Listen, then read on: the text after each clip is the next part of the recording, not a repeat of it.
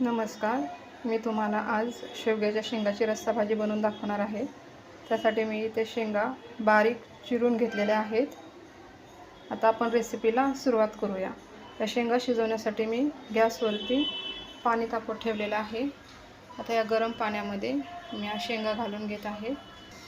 आता मी ह्याच्यामध्ये थोडंसं मीठ घालून घेणार आहे आणि 5 ते 6 मिनिटासाठी मी या शेंगा शिजून देणार आहे. शेवग्याच्या शेंगा शिजतात तोपर्यंत मी भाजीसाठी लागणारे वाटण तयार करून घेत आहे. त्यासाठी मी तेल तापवून घेतलेलं आहे. त्याच्यामध्ये मी आधी खोबरं भाजून घेते. आपलं खोबरं भाजून झालेलं आहे. आता मी या तेलामध्ये कांदा भाजून घेत आहे. इथे 2 मध्यम आकाराचे कांदे बारीक चिरून घेतलेले आहेत.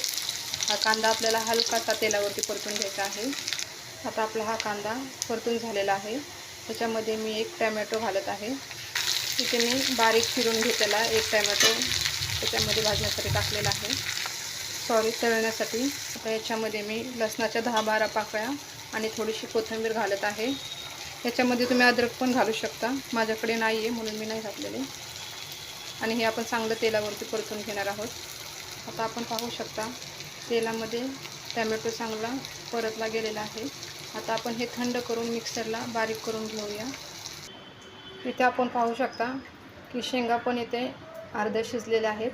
आता आपण भाजीला फोडणी देऊया.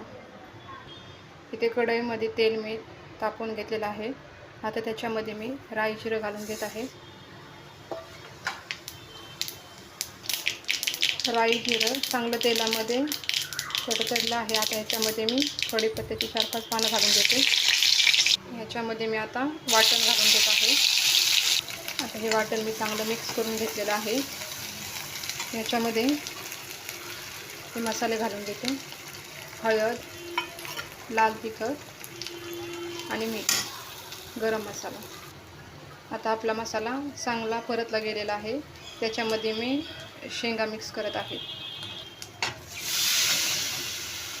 इथे मी थोडंसं गरम पाणी टाकलेलं आहे.